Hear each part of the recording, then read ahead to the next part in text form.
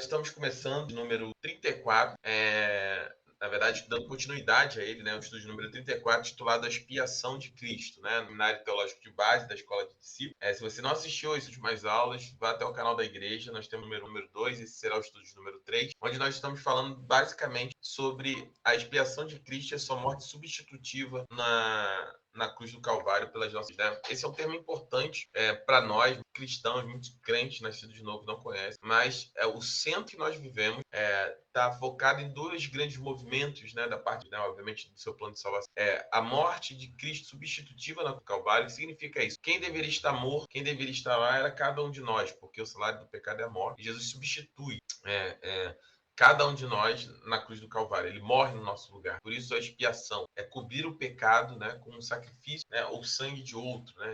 É isso a definição, nós vamos falar daqui. E o segundo movimento é a ressurreição. Por que eu falo desses dois movimentos? O pastor Rodrigo até pregou sobre isso domingo agora, sobre essa graça, né, que nos foi concedida. No final do capítulo 1, ali, início do 2 de Efésios, que nós estamos falando na carta para o novo, o apóstolo Paulo ele trata disso de maneira muito clara, né? Eu já falei sobre isso algumas vezes, mas vou sempre relembrar. Ele diz que o mesmo poder necessário para trazer Cristo da morte para é o poder que é necessário, ou seja, o poder do santo, o poder gerador de vida de Deus, é o mesmo poder necessário para nos tirar, né, do nosso pecado, para nos tirar da morte que existe em nós, nos nossos pecados. Então, o mesmo poder de Jesus da morte para a vida é o mesmo poder que é necessário trazer um pecador da morte para a vida. Estávamos mortos em nosso delicado e agora então a gente vai falar sobre. E esses dois momentos são importantes. Tem muito crente à cruz que vive a morte, que vive a ação, mas se a cruz sem a esperança da ressurreição ela é vã. Se nós não cremos e confiamos plenamente, além de Jesus ter morrido por nós em nosso lugar, ele também ressuscitou ao terceiro. E assim como ele ressuscitou, nós também estaremos. Essa esperança, a nossa esperança um dia nós ressuscitaremos, Cristo ressuscitou e viveremos eternamente com ele. Amém? Mas eu vou pedir para o pastor Rodrigo orar e nós vamos iniciar essa aula em nome de Jesus. Vamos orar. Amém. Senhor, nós te agradecemos, ó Deus, por mais um dia. Nós te louvamos, Senhor, por mais essa aula que teremos. Deus, que o Senhor venha falar aos nossos corações, nos trazer conhecimento, ó Pai, da tua palavra. Senhor, que venhamos entender, ó Deus, aquilo que tu tens a falar aos nossos corações nessa noite. Pai, que esse estudo, Senhor Deus, seja conhecimento para todos, ó Deus, seja que alcance, Senhor Deus, os nossos corações, as nossas necessidades, ó Deus, e aquilo que estamos buscando. Senhor, a tua palavra, ó Deus, ela nunca volta vazia, Senhor. E, Deus, nesse estudo, ó Pai, nós cremos que os nossos corações se encherão da tua palavra, do teu poder e da tua graça, ó Deus. Nós te agradecemos, Senhor Deus, por cada vida, ó Pai, que está aqui, Senhor Deus, online, Senhor Deus, para estudar, ó Pai, mais uma vez a tua palavra. E nós somos gratos por tudo, ó Deus. Em nome de Jesus, amém. Amém, amém. Glória a Deus. Então, nós estamos falando sobre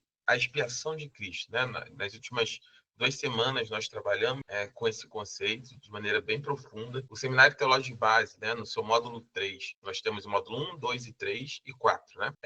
Estamos terminando, já caminhando para terminar o módulo 3, que trata sobre cristologia, ou seja, a respeito de Cristo. Não que Cristo possa ser explicado por um estudo humano, mas a teologia sistemática ela consiste na organização desses temas para que fique palatável, né, que nós possamos entender, né, cada um de nós possa entender de maneira clara, né, e racional, temas tão profundos como a presença de Deus, o sacrifício de Cristo. Não. Então, a teologia ela não é para encaixotar Deus, mas é apenas para organizar, a teologia sistemática para organizar a forma como nós olhamos o tema, para ficar, de certa forma, para cada um de nós. E cristologia é o estudo de Cristo, né, da sua vida, da sua morte, da sua ressurreição, e o módulo 3 é dedicado a isso.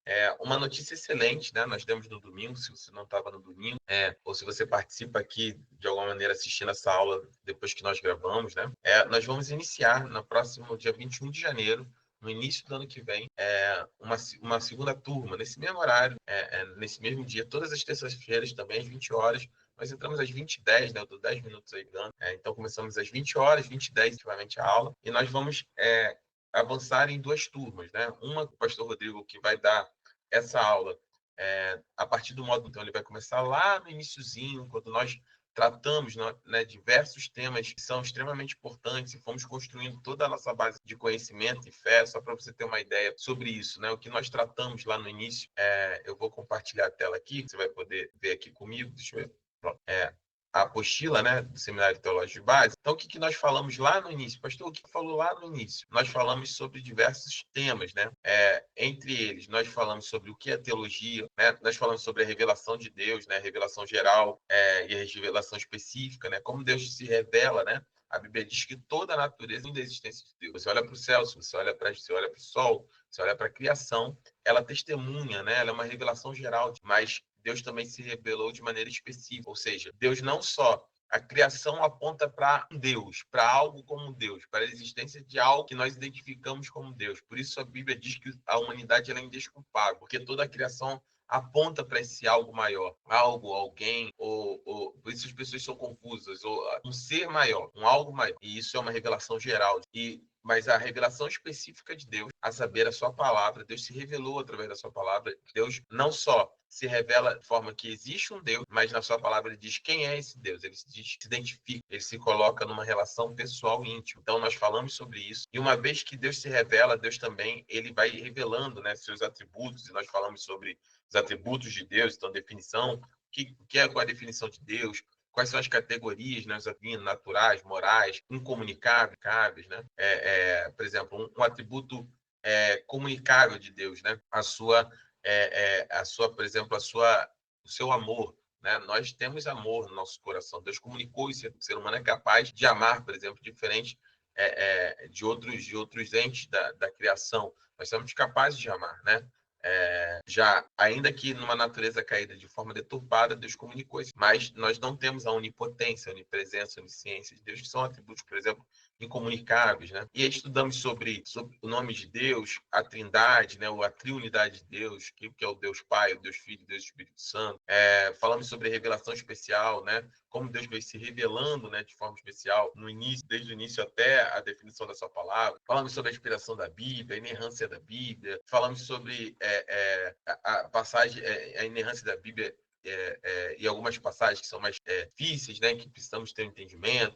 A interpretação, falamos sobre a criação, demônios, ministério dos anjos. E aí nós terminamos o módulo 1, né? Da mesma maneira também nós tratamos aqui de diversas vezes sobre outros módulos. No módulo 2 nós tratamos sobre outros temas, falamos um pouco sobre o pecado, sobre a criação do homem, a queda, focamos basicamente na queda do homem. E aí no módulo 3 nós chegamos à questão sobre os Cristo, né, e seu sacrifício na cruz do Calvário. Então, nós vamos começar no dia 21 de janeiro essa aula. Se você tem desejo de pegar lá desde, será uma boa oportunidade para você. Existem irmãos aqui que estão caminhando conosco desde o início, literalmente desde, como a Lorena, como a Sil, né, como a Yasmin, que estão aqui, a pastora Tatiana, obviamente, que estão conosco desde o início, desde a primeira aula do primeiro módulo. Já fazem quase 3 anos que nós iniciamos e a gente tem caminhado nesses estudos, mas você vai ter a oportunidade também de começar ou recomeçar ele a partir do dia 21 de janeiro. Então, nós estamos aí animados com isso, em nome de Jesus, vai ser uma benção. Você possa convidar alguém para falar, pastor, tem alguém que, né, irmão em Cristo, minha mãe, meu pai, meu tio, meu vizinho, que quer fazer. Lembre-se que o Seminário Teológico de Base da nossa igreja, ele é gratuito, né? Nós não temos nenhuma intenção e nem cobraremos absolutamente nada para as aulas que são ministradas, nem dos materiais, nem absolutamente nada. O propósito é dar de graça aqui dentro, né? Então, nós estamos hoje finalizando aí o estudo de número 34, e aí nós passamos aqui por diversos itens, né? Eu não vou obviamente entrar neles novamente, mas nós falamos já sobre sacerdócio, só para nós lembrar, vimos um pouco a questão do tabernáculo, né, de como havia ali a questão do templo, falamos sobre o Yom Kippur, né, que é o dia da expiação, de como Deus expiava o pecado do seu povo, apontamos, né, e terminamos de falar na semana passada como essa expiação, né, eu vou procurar aqui, eu dei uma definição bastante clara sobre expiação, né? Então, tá bem aqui, ó. Expiação refere-se ao Expiação refere-se ao ato de ir ou purificar o pecado, particularmente por meio de sacrifício. A expiação era necessária para reconciliar o homem. Então, o ato de ou purificar alguém do pecado, né, ou cobrir o pecado de alguém. O que é um pecado, né? A definição nós já vimos lá atrás no módulo 2, aqui do Seminário Teológico. Pecado a Bíblia define basicamente como errar o alvo, né? Quando você erra o alvo, qual é o alvo, né? A vontade de Deus para a nossa vida, aquilo que Deus estabeleceu como seus parâmetros de santidade, como as regras, né, de de uma convivência por relacionamento íntimo com ele. Quando nós erramos, né, esse alvo, erramos a palavra de Deus, erramos o caminho, né? A Bíblia define isso, pecado. Então, quando nós erramos o alvo, é necessário que nós pecamos, né? Nós pecamos contra o Senhor e contra a sua palavra. E o ato de cobrir, né, esse pecado, esse erro, né, esse desvio, ou purificar ele, né, ou nos libertar dele, é o que nós definimos como expiação. Então, a partir daí, nós falamos sobre diversas coisas, falamos sobre, falei do Yom Kippur, falamos sobre a expiação como preparação, né, de Isaías, né, quando Isaías falava sobre a expiação, contava para o Messias que vinha, né, um texto de Isaías 53, mas ele foi transpassado por causa das nossas transgressões, foi esmagado por causa da nossa idade, e o castigo que nos traz a paz, que nos trouxe a paz, né, estava sobre ele, pelas suas feridas fomos curados. E aí, trouxe um comentário do John Owen, né, que era um teólogo cano, que descreveu como o cumprimento perfeito dos sacrifícios do Antigo Testamento, trazendo redenção eterna. Nós saímos agora de estudar o livro de Hebreus. Em Hebreus trata basicamente sobre o sacerdócio perfeito. Cristo, em seu sacerdócio, cumpriu todos os requisitos que havia no Antigo Testamento de purificação pelos pecados uma vez para sempre, né? Não só ele foi o cordeiro, mas também ele foi o sacerdote que ofertou, né, de uma vez por todas diante de Deus. Isso tem uma aplicação muito profunda. No final dessa aula aqui, eu quero compartilhar um vídeo com vocês que vai trazer dessa visão. E isso é importante que cada um de nós tenhamos isso, né, em profundidade de Cristo como sacerdote e o próprio tabernáculo, né? Então, Cristo como sumo sacerdote, em Hebreus, Cristo é descrito como sacerdote perfeito, que intercede diretamente por nós. Ele não só representa o povo diante de Deus, mas também é o próprio sacrifício. Então, Jesus, ele em si, ele compreende, ele é não só aquele que representa, né, o único intermediador entre Deus e o homem, Jesus, mas também ele é o próprio sacrifício que é ofertado, né, para Deus, para substituição, né, para cobrir os nossos pecados. Cristo também é um tabernáculo, né? Jesus é o verdadeiro tabernáculo, a presença de Deus entre os homens. Ele é o caminho, a verdade e a vida e o acesso direto ao Pai. E aí o texto que nós usamos é de Hebreus 9:12, que diz que ele entrou no Santo dos Santos, né? Não por meio do sangue de bodes e novilhos, mas pelo seu próprio sangue, obtendo a eterna redenção. E eu falei sobre isso na última aula, sobre esse termo eterna redenção. A palavra redenção ou redimir significa resgatar alguém por um preço. Quando você tinha lá no Antigo Testamento, e no Novo também, vamos dizer assim, nos tempos passados, quando você tinha uma condição, por exemplo, de escravidão, de alguém que tinha sido capturado, e vale a pena ressaltar que o modelo de escravidão nos tempos bíblicos, não que seja melhor, obviamente não tem nenhum modelo onde escravidão seja bom, mas é só para clarear um pouco desse aspecto. Óbvio que é extremamente abominável qualquer tipo de escravidão de qualquer ser humano, mas o modelo de escravidão que nós vemos nos tempos, muitas partes do Antigo e do Novo Testamento, ele é um modelo diferente daquele modelo empregado aqui no Brasil, né? A partir do tráfico de pessoas, né? Houve, né? Desde na colonização das Américas, né? Tanto de negros, né? Que vieram do continente africano, quanto de índios também que estavam aqui, é completamente diferente, entre aspas, no sentido de, em termos de violência, ou da forma como era feito, né?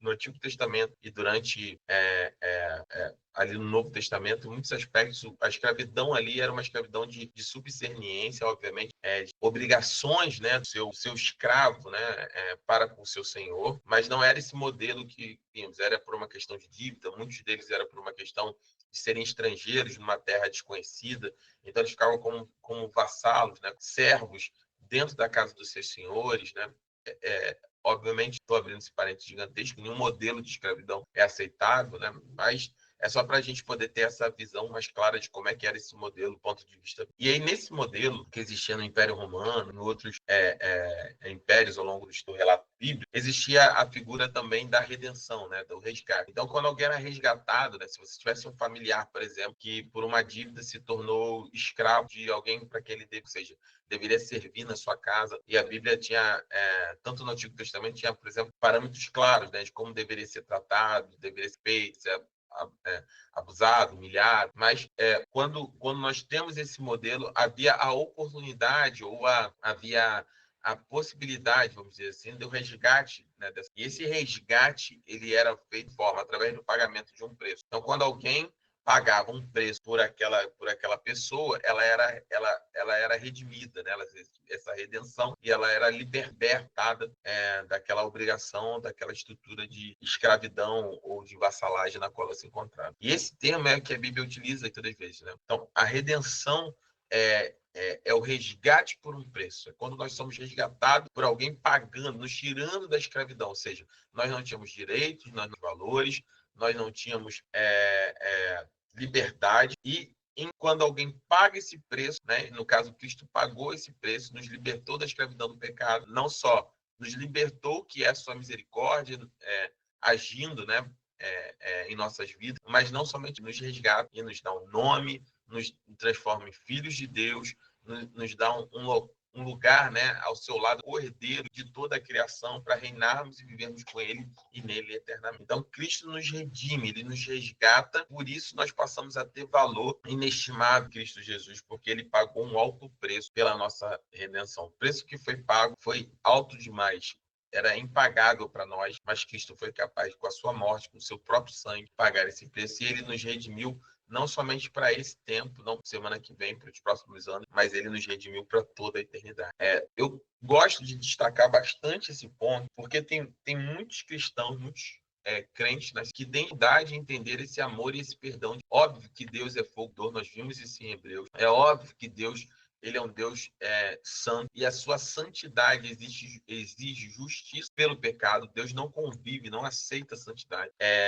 E Cristo, ele foi justamente a harmonização entre o amor de Deus e a santidade de Deus. A santidade de Deus guia a execução da sua justiça. Cristo é justamente a harmonização. Em Cristo, a justiça de Deus foi saciada, ele se tornou pecado por nós, e o salário do pecado é a morte. E uma vez que ele se tornou pecado por nós, ele levou sobre aí as nossas dores, por suas pisaduras, né, por seu sofrimento, nós fomos sarados, curados. Uma vez que ele morre em nosso lugar, a justiça de Deus ela é cumprida em Cristo, e aí nós somos purificados, redimidos do nosso pecado, e uma vez redimidos, nós podemos viver na presença de Deus que é santo, pois a santidade está nele, ele nos santifica, ele nos separa através do sangue de Cristo Jesus, através da expiação, como era feito no Antigo Testamento. Então, todo esse mecanismo é importantíssimo, porque, mais uma vez, ninguém aqui está dizendo, e se você pensa dessa forma, eu sempre falo, vou continuar falando, então, pastor, quer dizer que está tudo certo, tudo liberado, você pecando,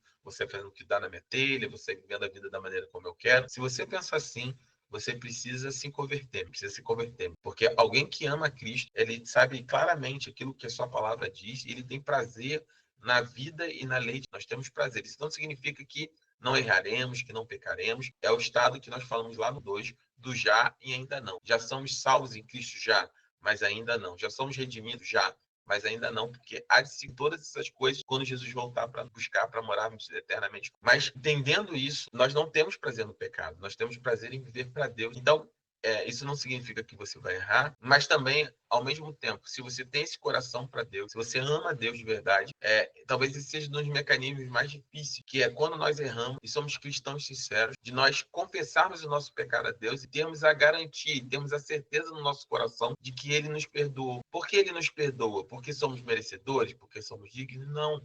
É justamente isso. Não somos e nunca seremos, mas pelo sangue de Cristo nós temos a redenção, a eterna redenção, ou seja, a eterna remissão, a eterno resgate do pecado e da morte na cruz do Calvário. Quando você entende isso, quando você confessa seu pecado, você é capaz de entender que como não há nada que você possa fazer para ser merecedor, como nós somos extremamente incapazes de merecermos o amor, nós entendemos também que uma vez confessando nossos pecados, não é por nós, não é porque somos bons, não é porque somos retos, mas é porque Deus nos ama e, uma vez tendo nos amado, derramou seu sangue por nós. E é isso que nos garante que, uma vez confessados nossos pecados, Ele é fiel e justo, como João 9, para nos purificar e nos limpar de toda a nossa, de nos lavar, de nos tornarmos dignos nele, santos nele, salvos nele, com acesso através de um novo e vivo caminho nele até. Então, eu trouxe uma citação do pensador, né, do Charles Spurgeon, que comentou o seguinte: o tabernáculo e o sacerdócio, com todos os seus ritos, eram sombras das coisas boas. Tudo no Antigo Testamento aponta para Jesus. Todos os rituais, todos os sacrifícios, todos vamos dizer assim, as manifestações, né, através do tempo de Deus, tudo aquilo que ele comunicou era claramente um apontamento para aquilo que o apóstolo Paulo já diz em 1 Coríntios, como um mistério de Deus que ficou guardado durante muito tempo. E esse mistério era saber Cristo Jesus e o seu grande sacrifício na cruz do Calvário. E aí nós falamos sobre isso, sobre a obra de Cristo. No Novo Testamento, a morte de Cristo é o sacrinal, completo que remove o pecado e restaura a comunhão, cumprindo as profecias do Antigo Testamento sobre o Messias que expiaria os pecados. Ele se torna o Cordeiro de Deus, o sumo sacerdote perfeito e o verdadeiro tabernáculo que oferece a redenção eterna. E aqui eu quero abrir isso aqui é importantíssimo. Esse ponto aqui, olha, no Novo Testamento, a morte de Cristo é o sacrifício final, completo, que remove o pecado e restaura a comunhão com Deus, cumprindo as profecias do Antigo Testamento sobre o Messias que expiaria o pecado. E eu queria abrir para pergunta, para vocês falarem, não sei se todos estão com o microfone, quem tiver, fique à vontade. Esse é um ponto que eu converso, inclusive, muito com a minha. Quem de nós aqui nunca ouviu, né, a expressão, a gente tem que pagar o preço, né? Não, quando eu estou na frente de um ministério, eu estou pagando o preço. Quando eu vou orar por alguém, eu estou pagando o preço por aquela... Vocês já ouviram esse termo alguma vez, né? Vocês já conhecem esse termo, já ouviram esse termo, já falaram esse termo alguma vez? Oi, pastor. Sim, tanto eu quanto a pastora Jéssica, né, já ouvimos muito esse termo. A Assembleia de Deus tem muito isso. Tá na frente de oração, na mesa de oração, quem é pastor, tal, tem que pagar o preço. Aí fala, não sabe o preço que a gente paga por estar aqui orando, intercedendo na igreja. Aí falam assim, aguentam, quero ver aguentar, tá aqui igual a gente, tal. Eu sempre falo isso. E isso, sobre isso que eu queria conversar nessa noite. É óbvio, presta atenção, é óbvio que existe um aspecto, abrirmos mão, né, do nosso desejo, das nossas vontades, abrirmos mão da nossa carne, renegarmos, rejeitarmos o pecado. É óbvio que isso, tá? É óbvio, mas quando isso é associado a exercício de ministério na igreja, nós estamos claramente confrontando ou tentando, de alguma forma, de maneira equivocada, muitas das vezes, assumir o papel que somente pertence a Cristo. O preço que existe já foi pago. Tudo que fazemos para o reino, tudo que fazemos em prol do reino, quando somos chamados por Deus para o ministério, por Cristo para o ministério, quando Deus nos chama, e cada crente tem um chamado de intercessão, de evangelismo, de ensino da palavra, de glorificar a Deus no seu trabalho, através do testemunho, né, da sua profissão. A Bíblia fala sobre isso em Mateus 28, a gente sempre trata disso. Indo, por onde vocês forem, falem, testemunhem, façam discípulos em nome do Pai. Essa concepção de pagar o preço por estar no ministério, ela é completamente equivocada, no sentido de que a maioria das vezes isso assume um caráter de eu estou mais preparado do que você, ou eu tenho mais unção do que você, ou eu sou alguém que é diferente de você porque eu consigo pagar o preço e você não consegue pagar o preço para fazer isso ou aquilo que Deus tem necessidade que seja. Isso é um erro. Quem nos sustenta no ministério, quem nos sustenta no reino, Cristo. Quem nos sustenta diante dessas situações é Cristo. Quem nos sustenta, Deus nos chama, a Bíblia fala claramente, Deus chama e capacita aqueles que são chamados. Eu não lembro, e aí eu quero fazer uma reflexão, acho que o pastor Rodrigo abriu a mão, tá bom? Eu não lembro, por exemplo, de antes de eu aceitar Cristo, de nenhum dia na minha vida que tenha sido melhor ou mais fácil do que depois que eu aceitei a Cristo. Continuo com lutas, tenho dificuldades, tenho batalha todos os dias para ter o sustento da minha família, para cuidar da minha família, para me manter, né, no meu dia a dia.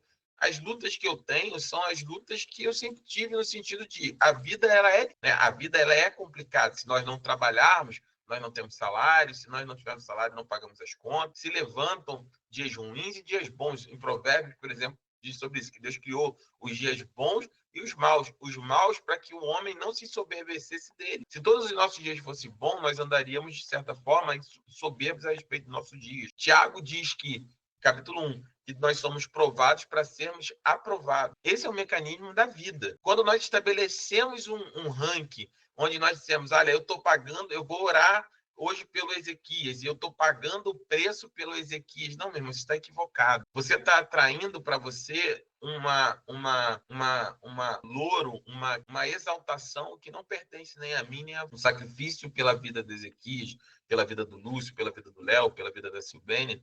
já foi realizado de uma vez por todas por Cristo na cruz. Porque nós somos instrumentos em Deus, somos instrumentos em Cristo. Nós vamos falar sobre isso em Hebreus capítulo 3, na próxima semana, na carta para o Novo. Paulo fala que, a partir de Cristo, Deus criou uma nova humanidade, um novo sacerdócio. Os muros que haviam ao redor de nós caíram, separavam Israel como um povo, foram expandidos agora para a sua igreja. E como igreja, Deus diz que nós somos parte de um corpo, o cabeça é Cristo. Cada um de nós somos chamados para exercer aquilo que Deus necessita que nós façamos. E a Bíblia diz claramente que Deus chama cada um de nós com um propósito, uns para mestres, uns para profetas, para pastores, né?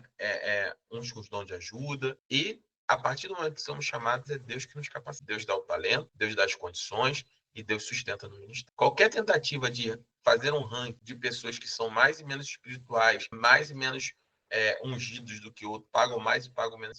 É óbvio que existe um tempo de amadurecimento. Um novo convertido, ele não está preparado de conhecimento da palavra, de caminhar com Cristo como alguém que já caminha há algum tempo com o Senhor. É necessário. A Bíblia fala que nós não devemos levantar, por exemplo, neófitos na fé, para o cargo de diaconai, para o cargo de lei, e nós vemos a mesma estrutura, tá? E aqui não vai nenhuma crítica, nenhuma denominação. Eu vou passar o Rodrigo agora. A mesma estrutura que nós vemos dizendo, porque você tem que pagar o preço para orar, você tem que pagar o preço para pregar, você tem que pagar. Tem um preço, é a mesma estrutura que nós vemos levantar ou chamar crianças de 5, de 10, de 11 anos de idade de pastores, de missionários, quando a Bíblia é muito clara sobre os requisitos em Timóteo para você ter pessoas com chamado, né? Os pastores, líderes, diáconos, tem lá. Um deles, por exemplo, é não ser neófito na fé, não ser jovem, né? Você não pode levantar alguém jovem ao ministério pastoral, você vai ter dificuldades em relação a isso. Mas fala aí, pastor Rodrigo, fica à vontade. Só completando, né, tudo que o pastor falou. A gente saímos do ministério agora que ouvíamos, né, a respeito disso, essas colocações, e o que dava a entender era justamente isso, né, que as pessoas que falavam isso é porque eram mais preparadas espiritualmente, né, buscavam mais do que outros, falavam, se você pegar essa pessoa para orar, você vai estar pegando a carga dela, o peso, né, do problema que a pessoa tem, como se isso fosse transferível, né, de uma pessoa para outra. E a gente tem que, né, tem a renúncia, a gente, né, vive em renúncia dos nossos pecados, né, que a gente diminua e Cristo cresça, mas não pegar a luta do outro, pegar, né, como se isso fosse passar, né, de um para outro. Porque eu vou orar pelos problemas do pastor Lúcio, eu vou pegar a luta dele para mim e aquilo ali vai ser um peso, né, um fardo que eu vou estar carregando. Isso a Bíblia não fala nada a respeito disso. Exatamente. A Bíblia é muito... A Lorena está colocando isso, eu ouço muito. Aí você colocou, a vida não é fácil para ninguém, mas que na direção fica mais leve. E é exatamente isso que o pastor Rodrigo falou. A Bíblia fala muito claramente, né, em Isaías e outros textos, que quem levou sobre si as nossas dores, as nossas transgressões, foi Cristo. Isso se realizou em Cristo. Eu vou dar um exemplo muito claro, para que acho que vai ficar claro. Em 1 Pedro, né, capítulo 5, versículo 8, Pedro fala assim, olha, o diabo, o inimigo de vocês, ele anda ao derredor como um leão, rugindo e procurando a quem possa devorar. Então, vamos colocar essa figura do leão, tá? Eu vou ser bem simplista, talvez para ficar bastante claro, e se for ruim o exemplo, vocês me digam que é muito ruim, daí por outro. Mas, partindo desse princípio que o diabo é um leão, né? O Pedro coloca como essa figura, o que a gente está colocando, mais ou menos, se um dia estiver andando eu e o pastor Rodrigo, por exemplo, na selva, e nós nos depararmos com o leão. Se eu começar a orar por você, o leão mata e come nós dois. Agora, se eu não orar por você, o leão só mata você. Sim, o que a gente está dizendo é isso, né? Se eu só intervir, né? Não, eu vou orar por alguém. Nossa, o diabo vai partir para cima de... Meu irmão, minha irmã, deixa eu te falar uma coisa. Você não se negocia com um leão com fome. Não existe a menor chance, usando esse exemplo, de você negociar com... Existe essa possibilidade? De chegar nós dois e falar assim, não, seu leão, agora você está com fome, mas não, eu não vou te incomodar. Não, meu irmão, o diabo, ele não vai fazer menos nada na sua vida. O diabo não vai aliviar a sua vida, se você estiver na posição ou orando ou não orando por alguém. A Bíblia é muito clara sobre o diabo, ele vem com um único propósito: roubar, matar e destruir a sua alma. Roubar, matar e destruir a sua alma. Quando nós nos posicionamos ministerialmente, o que nós estamos fazendo é contribuindo com Cristo para a missão da igreja, que é esvaziar o inferno e encher o céu. Nós contribuímos para aquilo que a palavra diz, de que as portas do inferno são incapazes de prevalecer contra a igreja do Senhor. Quando nós nos posicionamos em relação a isso, o diabo não vai achar você mais legal e vai te deixar em paz. Ah, não, agora eu vou deixar o Ezequias, o Léo, a Cristiano ir para o céu, porque agora ele não está orando por ninguém, né? Não, ele não. Não existe. Você não negocia com um leão com fome. Você não tem como negociar com alguém que tem uma natureza. É isso que eu queria colocar.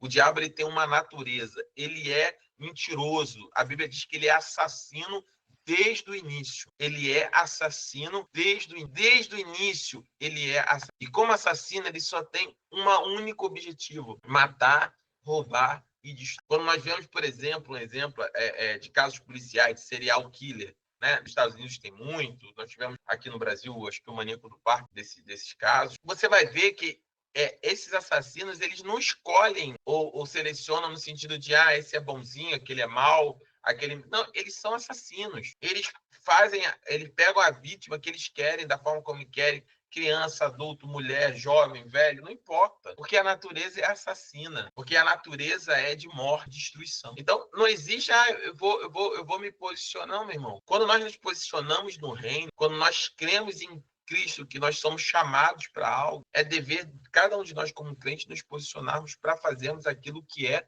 a vontade de Deus para nossa vida. Mas, pastor, você está tirando isso do que você acha? Não, meu irmão. Parábola dos talentos está aí para dizer isso. Isso é o seu Senhor. Deu um talento para cada serva, um deu tanto, outro deu tanto. Quando retornou, um que tinha recebido 5 ficou para 10.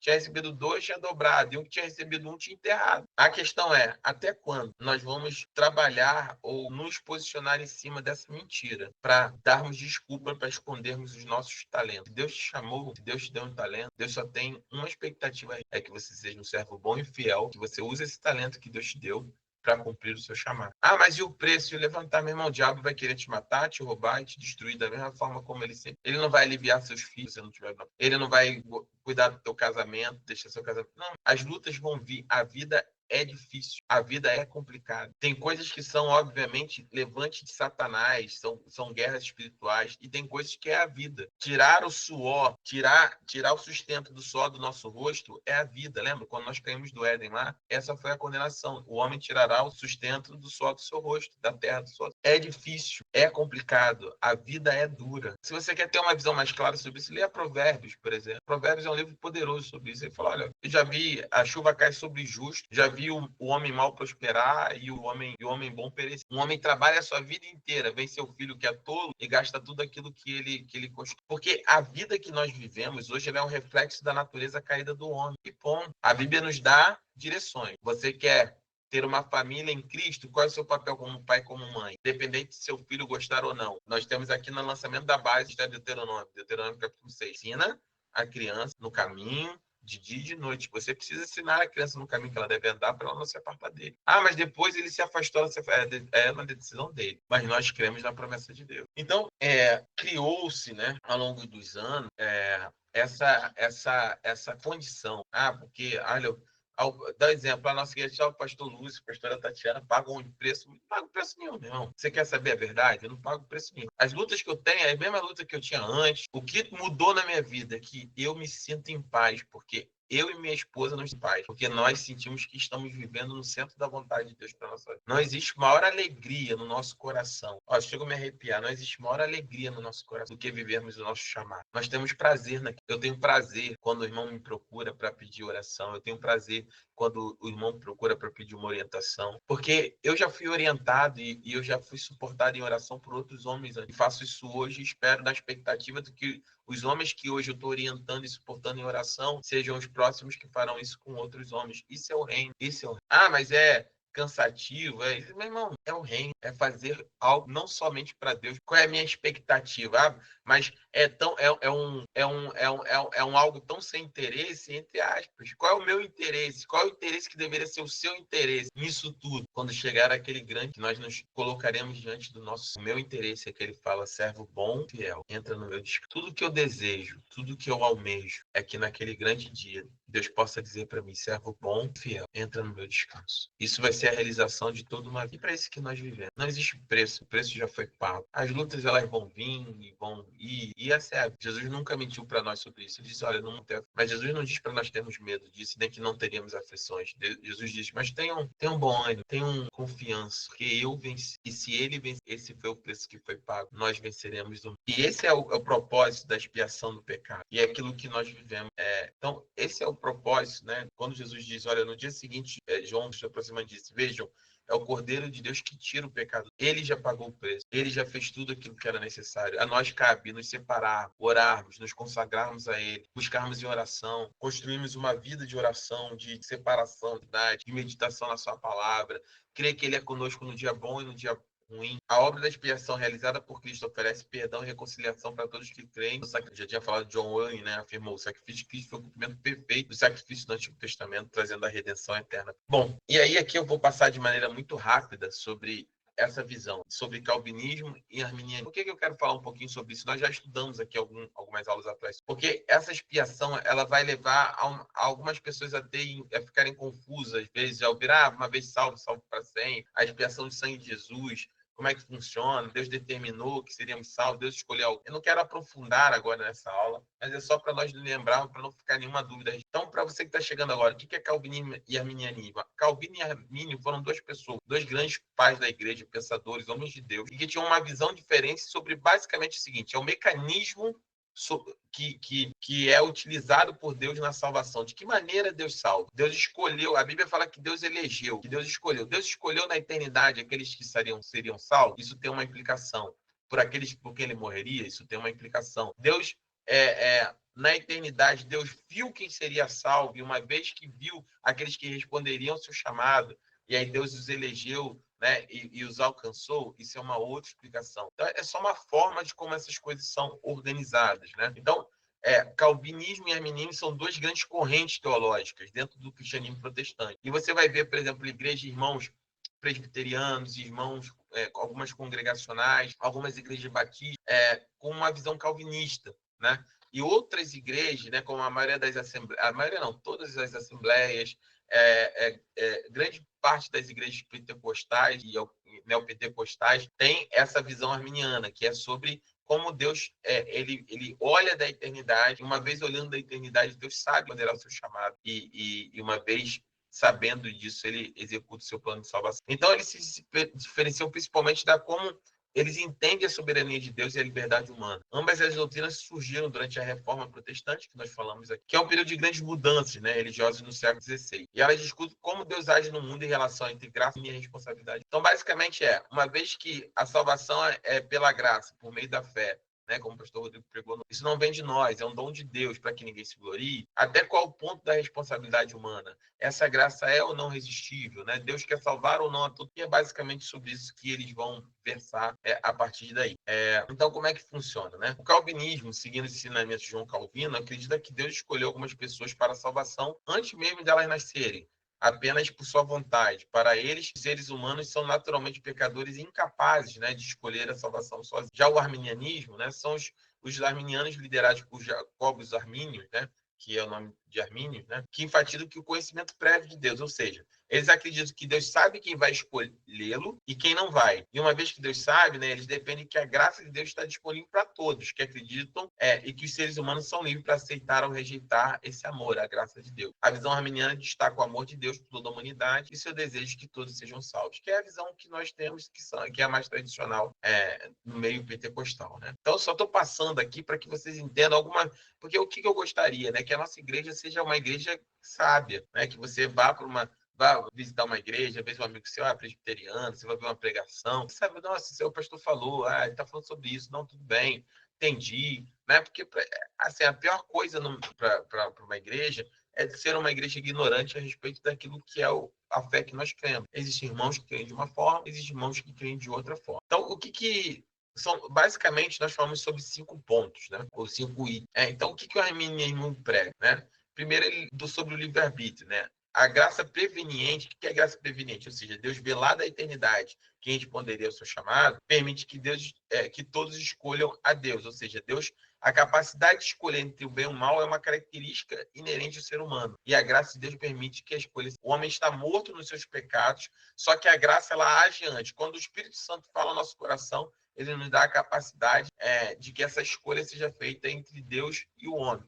Qual é a diferença desse para o calvinismo? Que o calvinismo acredita que o homem é incapaz de escolher a Deus, porque ele está caído, que a nossa natureza é caída, e uma vez caída, nós somos incapazes de fazer uma boa escolha, muito menos de escolher a Deus. Então, se Deus não nos trouxer da morte para a vida, nós somos incapazes de fazer essa escolha. Então, a eleição ela é condicional, né? Então, Deus escolhe quem quer. Então, tá vendo como as duas têm uma visão condicional? Só que lá Deus condicionou a quem ele quis escolher e aqui ele condiciona a quem crê nele. Então, Deus escolheu quem crê e Deus prevê quem irá crer, escolher e escolhe, né, esses indivíduos para a salvação. Essa escolha, no entanto, é baseada na fé e não na pré-determinação. Ou seja, Deus vê quem iria crer e uma vez que ele crê, Deus escolhe essas pessoas para serem salvas. E a expiação universal, por isso que eu tratei desse tema, porque a expiação vai levar justamente a essa visão. Então, no arminianismo, a gente crê que Cristo morreu por todos. O sacrifício de Cristo foi suficiente para todos, oferecendo a possibilidade de salvação a cada indivíduo. Ou seja, Jesus morre por todos e todos podem ter a oportunidade de escolher ou não ser salvos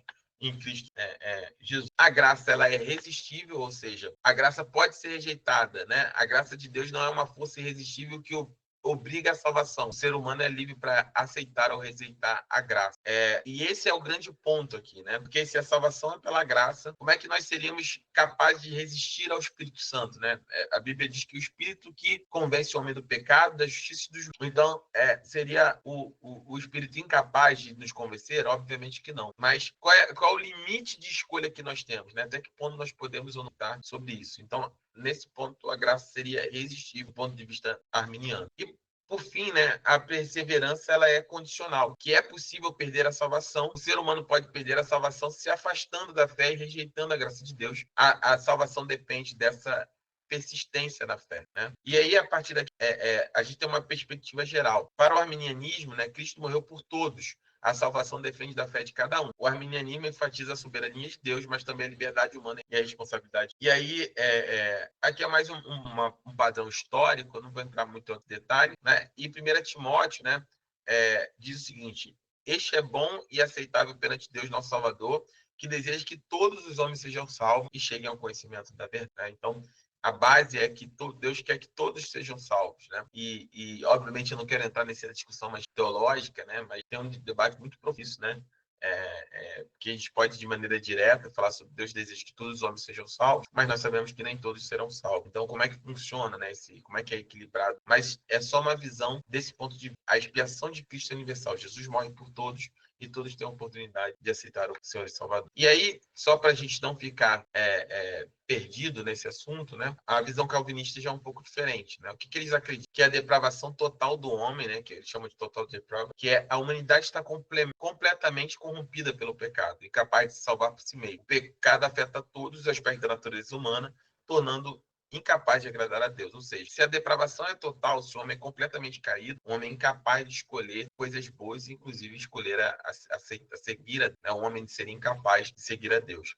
E por isso seria necessária uma eleição incondicional. Deus escolheria os eleitos para a salvação sem base em qualquer mérito humano. E essa escolha é feita por Deus antes da fundação do mundo, baseada no seu propósito eterno. A expiação, então, a partir daí, uma vez que o homem é capaz de escolher e é Deus que escolhe, então, qual é o grande ponto aqui, o calcanhar de a expiação? E por isso que eu estou falando sobre isso nessa aula, que a gente está falando sobre expiação. Então, nós temos uma expiação ilimitada no arminianismo, ou seja, Jesus morre por todos, e todos têm a opção de escolhê-lo. E temos uma expiação limitada já no calvinismo, ou seja, se o homem é capaz de escolher e Deus escolheu quem seria salvo, então o sacrifício não foi por todos, foi por alguns, foi principalmente por aqueles que escolheu. Então Cristo morreu apenas pelos eleitos, aqueles que Deus havia escolhido antes da fundação. Sua morte não foi um sacrifício geral por todos, mas um sacrifício eficaz somente. E aí eles se apoiam na graça irresistível, né? A graça divina que leva à salvação não pode ser resistida. Deus trabalha no coração dos eleitos, atraindo para si mesmo, eles não podem resistir à obra da graça. Deus, ele é um Deus irresistível para aqueles que são eleitos. E por fim, né, a perseverança dos santos. Como é que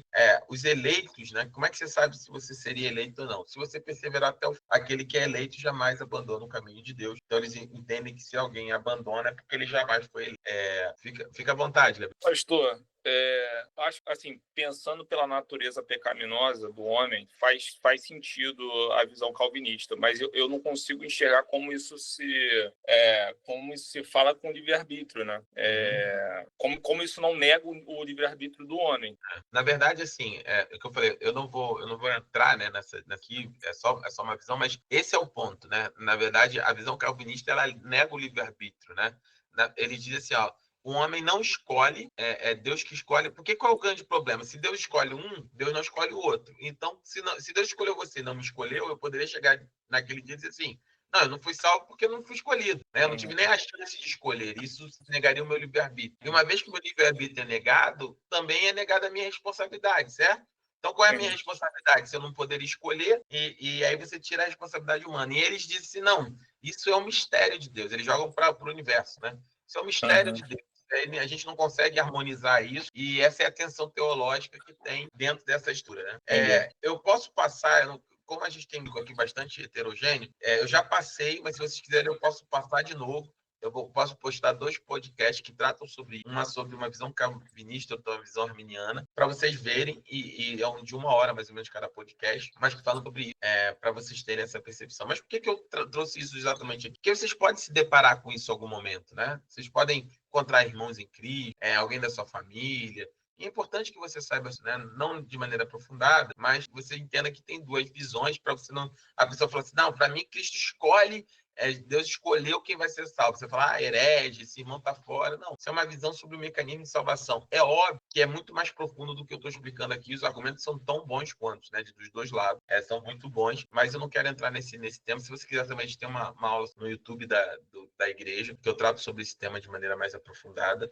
Mas como eu estou falando sobre expiação, vai desembocar necessariamente nessas 2. E aí vocês poderiam ficar com essa dúvida e a aula seria incompleta. Por isso que eu abordei, tá bom? Mas tá claro, Gabriel? Super claro, pastor. Obrigado. Então, qual é a base, por exemplo, dele de João 10:11, né? Que Jesus diz, eu sou o bom pastor e o bom pastor dá a vida pelas suas ovelhas. Como Cristo diz em alguns momentos do seu ministério, né? Vocês não me ouvem, vocês não me seguem porque vocês não são minhas ovelhas. Porque as minhas ovelhas me conhecem pelo meu nome, não é isso? Olha como é que é complicado aqui, olha como é que cada parte tem um argumento profundo. Então, se alguns são ovelhas e outros não são, e Jesus diz que ele dá a vida pelas ovelhas, então se ele dá a vida pelas ovelhas, ele não dá a vida pelas aqueles que não são as ovelhas. Então, assim, de certa forma, o sacrifício é limitado nesse aspecto dessa vida. Mas isso dá muito pano para manga, isso é uma discussão que já tem pelo menos aí 500 anos, ninguém nunca chegou ao senso, então não vai ser a gente aqui que vai fazer isso. Mas eu gostaria, como pastor, que vocês fossem uma igreja que conhecesse isso, né? Que entendesse. E mais do que isso, o que mais me chama a atenção, e eu converso muito com a pastora Tatiana sobre isso. A gente começou a ouvir muitos debates durante um tempo sobre isso. Como é maravilhoso, ainda que você... eu não concordo com o galvinismo, óbvio que não, tá fora, tudo bem, o arminianismo. Mas quando você vai entrando nesse aprofundamento desses mecanismos, do que é graça, do que é expiação, do que é eleição, né? Do que é a graça irresistível, resistível, a perseverança. Quando você vai entrando nessas estruturas, o que ela desperta? Se você tiver coração em paz sobre isso, ela vai despertando um aprofundamento muito grande e você vê quão profundo é tudo que Deus fez. Não é algo simples, não é algo assim, Deus, Jesus veio, morreu na cruz, então me salvei. Não, tem algo que é profundo, e você começa a entender a profundidade da graça, a profundidade do sacrifício, a profundidade do plano de Deus, quanto esse amor ele é profundo, quanto foram necessários mecanismos extremamente complexos e que somente Deus poderia pensar nisso, para que nós pudéssemos ser alcançados. Como essa salvação, esse é a melhor expressão, como essa salvação, ela é maravilhosa. Quando você entende, estuda isso, Deus, eu só posso me prostrar diante do Senhor e dar glórias ao teu nome para sempre. É só isso. A vontade que dá quando eu estudo isso é dizer assim, Senhor, glória, glória, glória, glória seja dada a sua de eternidade a eternidade. Independente do mecanismo que nós aqui, independente da visão o que nós chegamos à conclusão é que Deus ele é insondável, Deus ele é grandioso, ele é maravilhoso. E aí eu vou terminar aqui a aula,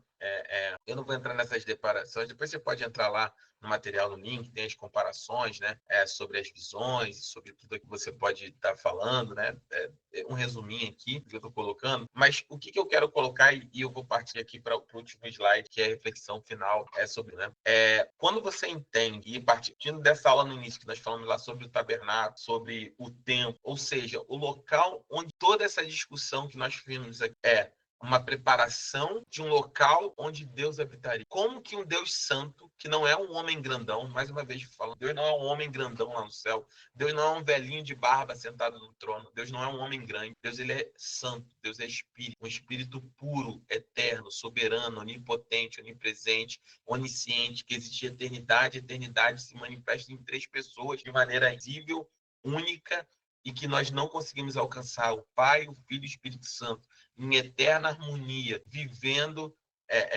não, né? Deus nem vive, Deus existe, né? De eternidade em eterna harmonia, onde não há divisão, onde não há separação, onde não há margem de erro. Ser espiritualmente puro em todos os sentidos, onde nós quando entendemos isso, e a grande discussão, o grande propósito era que Deus amou de tal maneira que ele deu seu Filho unigênito para que todo aquele que nele crê não pereça, mas tenha a vida eterna. Deus amou a cada um de nós. Deus amou o Rodrigo, a Jéssica, o Cristiano, o Marcos, a Mari, a Sil, a Tatiana, o Léo, o Ezequias, a Lorena, o Gabriel, a Carolina, a Yasmin, né? Deus amou cada um de nós foi amado, né? A Daniele, Deus de tal forma que Deus ele tinha um desejo de habitar no meio do seu, de habitar. Deus não somente queria amar, mas Deus queria estar junto.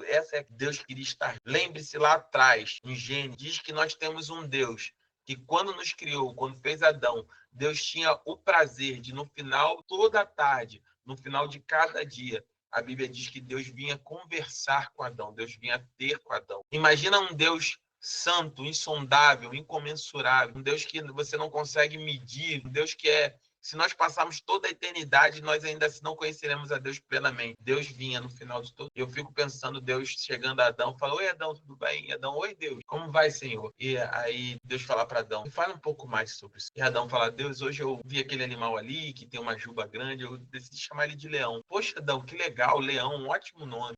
E aquela fruta ali, aquela dali amarelinha, tinha até a casca, banana. Nossa, coisa maravilhosa, uma banana. Aí, Adão falando, Deus, o que você fez é tudo tão lindo. Deus tinha o prazer de ter um relacionamento íntimo com o homem. Por que eu estou falando isso? Quando você entende isso, você entende que todo esse sacrifício, a expiação de Cristo na cruz do Calvário, foi por um único propósito. Deus tem o desejo de voltar a ter essa intimidade com cada um de nós. Em Cristo Jesus, eu e você, temos a oportunidade de, no final de cada dia, ou em cada manhã, ou no término de cada noite, pela presença do Espírito, Deus chegar até você e falar assim, como é que foi o seu? Você falar assim, Deus, esse dia foi muito... Eu achei que não ia chegar no final dele, mas que Deus fala para você, seja forte, seja corajosa, porque eu sou com você. Dorme, porque eu vou estar aqui do seu lado e vou cuidar do seu sono. E amanhã será um novo... E amanhã eu vou estar aqui mais uma vez. Deus quer estabelecer esse mesmo relacionamento que Deus tinha lá no Éden. Deus quer ter aqui com cada um. Quando você entende isso, você se apaixona e a intimidade, ela é cada vez maior. A geração de Enoque, né? Enoque conversava todo dia com Deus, até o ponto de Deus tomar ele para Deus se preocupa com você, é isso que eu quero. Deus te ama, e Deus tem um prazer de te ouvir, e Deus tem um prazer de te escutar, e Deus tem um prazer de ter um relacionamento íntimo e sincero com você. Eu vou passar um vídeo aqui, mais 5 minutos e eu termino a aula, para que nós encerramos o áudio. Confirmem para mim, por gentileza. Se você pudesse voltar a Jerusalém dos tempos bíblicos, a maior coisa que veria seria o templo. Estão ouvindo? Esse lindo edifício foi projetado Sim. pelo rei Davi e construído pelo rei Salomão. Se você pudesse voltar a Jerusalém dos tempos bíblicos, a maior coisa que veria seria o templo. Esse lindo edifício foi projetado pelo rei Davi e construído pelo rei Salomão. Eles acreditavam que era a casa do Deus do universo. Espera, eu pensava que ela fosse no céu. O ponto principal deste templo terreno é que ele é o lugar que se sobrepõe ao lar celestial de Deus. O templo é onde Deus vive e governa toda a criação como rei. Isso é legal. Mas nem mesmo Salomão, que construiu o templo, acreditava que ele pudesse conter o Deus do universo, né? Sim, o edifício era apenas um símbolo, que indicava que toda a criação era o templo de Deus. É disso que se trata a primeira página da Bíblia de Gênesis 1. Sério? Lá diz que a criação é o templo de Deus? Nem precisa dizer, a história toda mostra isso. Em Gênesis 1, Deus cria um mundo ordenado a partir de um deserto escuro, usando palavras em uma série de 7 dias. No 7º dia, a presença de Deus enche a criação quando ele descansa e governa. Da mesma forma, o tabernáculo e depois o templo foram construídos e dedicados em uma série de 7 discursos em 7 dias, depois dos quais o sacerdote ou o rei descansaria e governaria na presença de Deus. Ah, então toda a criação é onde Deus pretende habitar. É como o seu templo. Exatamente. Agora vire a página para Gênesis 2 e temos outro retrato da criação. Este se concentra na Terra. No centro da Terra tem uma região chamada Éden, que em hebraico significa prazer. E no meio do prazer, Deus planta um jardim no qual a humanidade e ele vivem juntos. É por isso que o templo foi inspirado no jardim, cheio de imagens de ouro e flores. A menorá simbolizava a árvore da vida. É o lugar onde Deus habita com seu povo.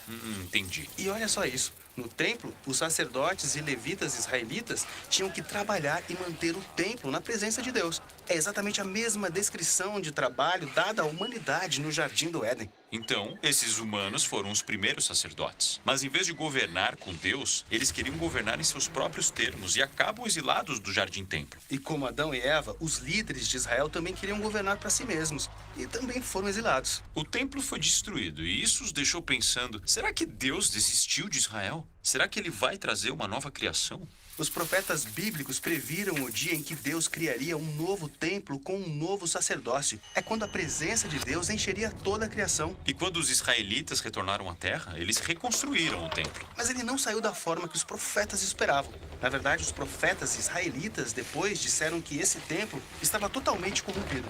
Então, eles seguem esperando pelo tempo definitivo. E aqui chegamos à história de Jesus. Ele disse que nele a presença e o governo de Deus chegavam ao mundo de uma nova forma e se apresentou como um novo tipo de sacerdote. Mas Jesus não era um sacerdote e não trabalhava no templo. Certo, Jesus disse que a presença de Deus, seu descanso e governo encheriam o mundo por meio da sua própria vida, morte e ressurreição.